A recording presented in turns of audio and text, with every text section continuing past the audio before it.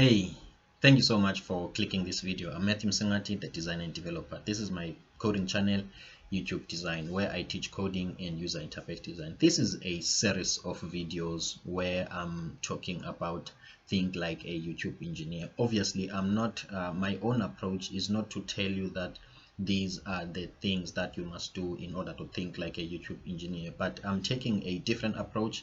I'm taking a simple approach, a more practical and a more realistic one, observing my own journey and who I am and where I come from, and in the mix giving you some tools as to what can you do in order to think like how other software engineers are thinking.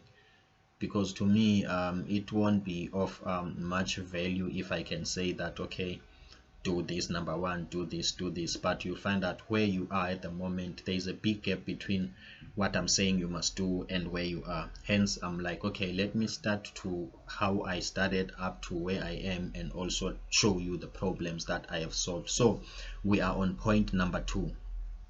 Okay, so on point number 2, I'm going to talk about retail coding. Retail coding, it's a term that I've coined myself, trying to explain like some sort of complex things, so as I've been coding and experiencing some problem, I'm starting to come up with my own term to explain things. So retail coding is not something that you're going to see somewhere on YouTube or whatever, but it's something that I came up with trying to explain a concept. So retail coding goes hand in hand with shelf picking.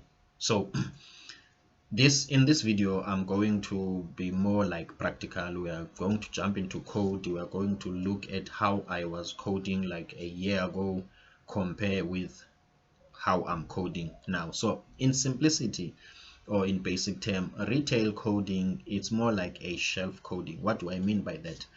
When you are in a retail and you are, maybe you want to doing grocery, or you are picking whatever, shopping or whatever, what you do, you will find out that there will be a shelf, maybe a shelf of sneakers or a shelf of grocery. You've got a basket. So you've got a basket, so you are picking items to the basket or the shopping cart. So you are picking items as you wish. Obviously, the shelves is full of item. If it's sneakers, it's full of different sneakers, so you will pick the one that you want depending on your interest or what captures your interest. So that approach, I call it shelf picking. So in programming, when you are new, when you are starting, the YouTube channel and some other books, and even for you, it will make sense to shelf pick things. So there is some sort of a similar behavior like that shopping experience in coding, where I call it shelf picking. Let's talk about it. How does that relate to technically in coding or web development?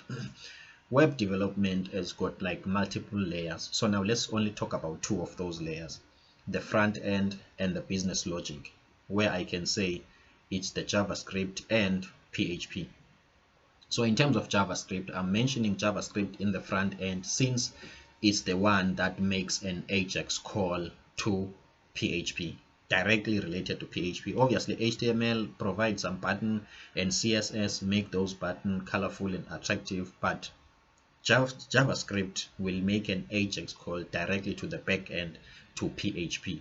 So when you are new in software development, you take this coding style, the retail coding, which is shelf picking. You pick things from the shelves as you want, meaning that you will have a JavaScript code running on the front end, but this JavaScript code will call for different PHP pages as it wishes. You will have multiple JavaScript code calling multiple PHP pages. For instance, let's say you've got a form, and this form must send information to the backend. In the backend, you will have a file called PHP form that handles that request. And then maybe you've got what else, a submit button. So after a shopping cart, you are done on your front end, and then now you are clicking save, let's say. that save JavaScript functionality will call for a separate PHP file. This is convenient and it makes life easier. So I'm going to go up to the code. I'm going to show you an old code of mine, and also I will give you an explanation practically what shelf picking is. And it's always done by when you are new into coding. It's quicker, it's straight to the point, it makes things easier, it makes your life easier. So let's just jump straight to Visual Studio Code and see which one might it be. It's this one. It's WIMS. WIMS stands for Warehouse Management System. Okay, let me move this a little bit. Okay, so first of all, by just looking at the folder structure can tell between a retail code and some sort of an MVC code or a well-structured code. Just by looking at here, you can see that this code doesn't suggest a framework. Obviously, when I'm on part 2 of this, I will show you my code now, the one that suggests or communicates a framework. So as you can see, this is my folder structure. Let me just read it for you. I've got assets where I save my vectors, images, and other things, and then I've got my functions. These are my function. I've got icons. As you can see that assets and icons are supposed to be inside assets. Okay, and then I've got my PHP. Let's look at what it's inside PHP. As you can see, whenever I want to add a file, the JavaScript that is here will call for only this PHP file, and this PHP file will handle whatever request and it will send. Let's take as if JavaScript it's me, like shopping, and then as soon as I want to add a file, I will go and scratch my hand to reach for this item on the shelf, which is add file, submit a request, and then it will give me back whatever information that it's been processing, and then that will be it.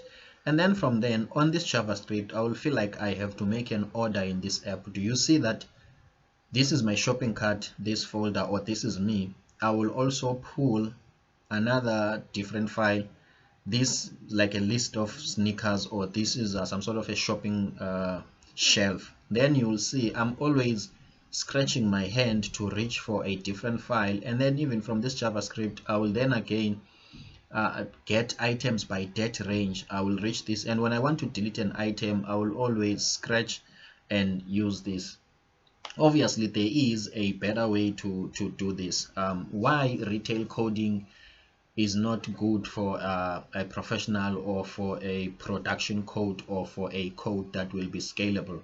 Let's say you want to validate your input.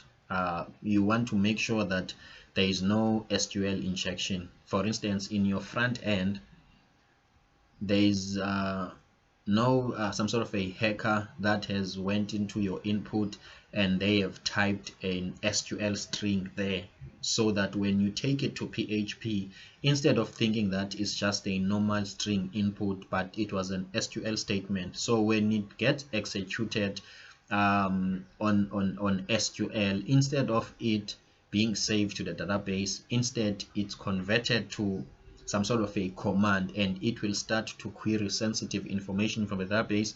And when your code is responding, it doesn't respond with true or false. Now it responds with all the information that is in the database. So you might be interested on making sure that you avoid that. So obviously you will write a function that prevents that.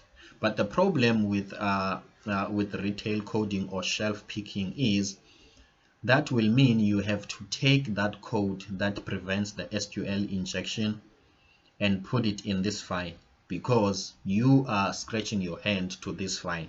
And then you have to take the same code and put it in this file, because you are also scratching your hand to choose this sneaker or choose this grocery item. So it will mean that we have to duplicate all that code into all these PHP files.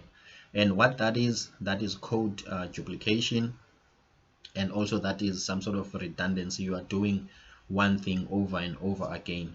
This doesn't help you on this doesn't make your code easy to maintain. For instance, what if now you want to upgrade or you want to change that function that helps you, that prevents the SQL injection? It will mean that you must go and update it on multiple places. Maybe you might manage to update this one and forget this one, and manage to update this one and forget this one. These are the things that YouTube engineers don't think like. They think in a certain way. They've got an organized code, a well-structured code, a code that is easy to maintain. So what might be a possible solution to this is to apply a single point of entry pattern where all your requests must go to the index page. Your JavaScript must only speak to one file, which is the index page, and the index page must be the one that handles everything.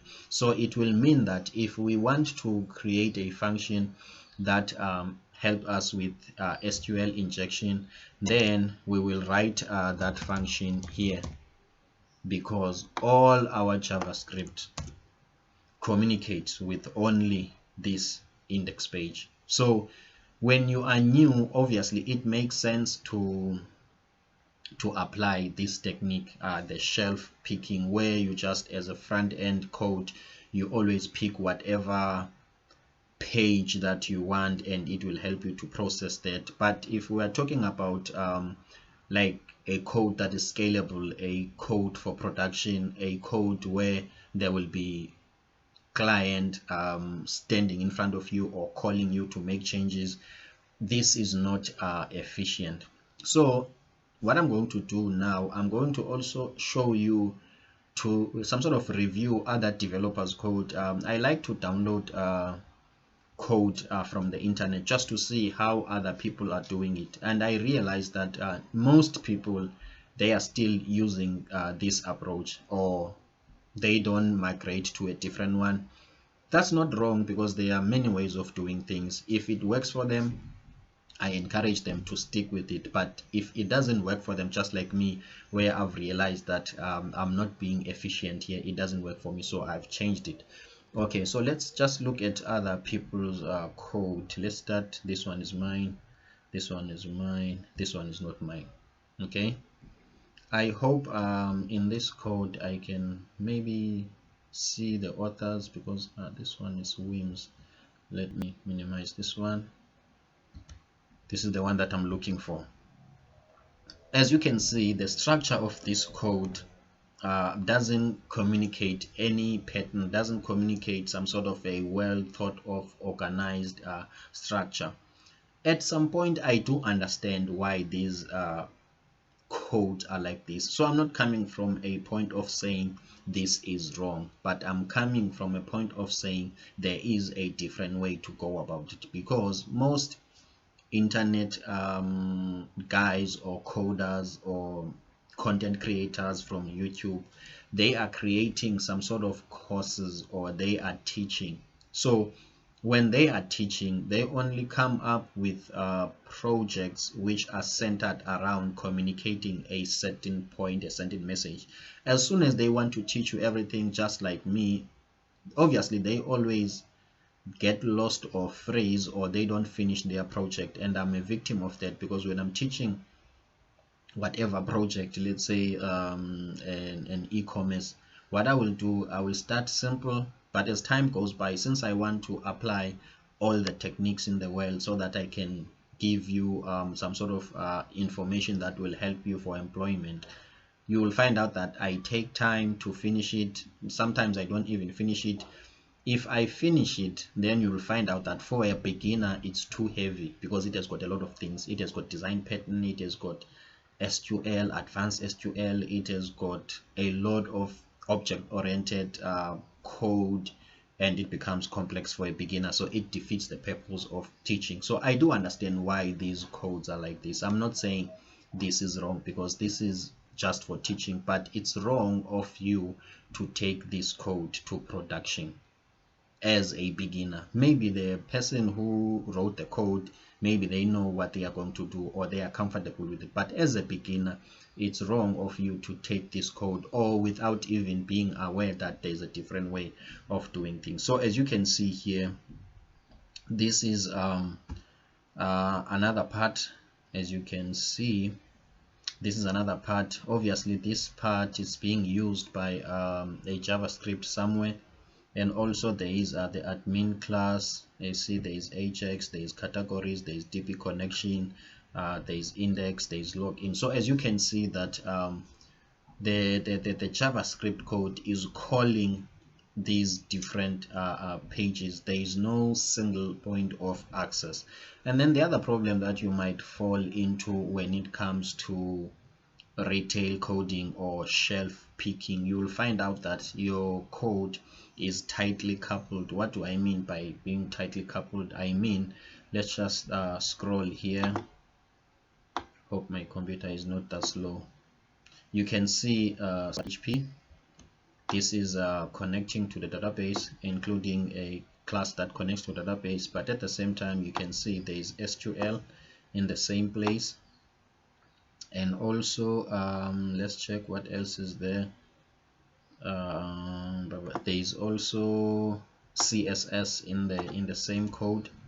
There is also JavaScript in the same code, and also what else is there? Yes, so as you can see that we've got PHP in the same file, we've got JavaScript in the same file, we've got HTML in the same file, and we've got what, CSS in the same file. So as I've told you that when in the retail code or in shelf picking, there is no structure, there is no MVC framework. What is MVC? MVC stands for Model View Controllers. It's just an industry standard architectural pattern where it reinforces or favors separation of concern. What does that mean? It means that everything that has got something to do with HTML, you can call that a view and put it on a separate folder. Everything that is PHP and the business logic, you can put it under controller, a file called controllers. Everything that is PHP but it relates to database, you can put it on the models. Why must you do that? Simply because tomorrow you are going to want to change the interface. So when you are changing the interface, you don't want to find yourself messing up with the database connection. So we don't want a situation whereby when we are changing the interface, we are making some changes on the business logic and also the database is being affected. That problem is called a tightly coupled code or a spaghetti code. It's not easy to maintain, and also it's not easy to scale. So in the next video, I'm going to show you, remember I've showed you my code, which was more or less exactly like this one, and it was a year ago. So now in the next video, I'm going to show you my code as in now, and also how I have managed to structure things. I hope you are getting something value out of this series.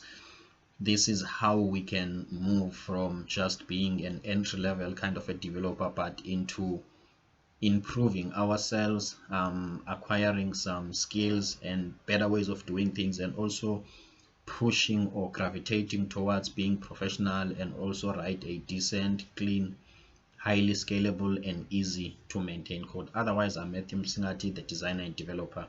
This is my YouTube channel, Coded Design. If you feel like this is adding value into your overall understanding of MVC pattern, software architectures, please do me a favor and hit that subscribe button. Otherwise, for me, see you on the next one.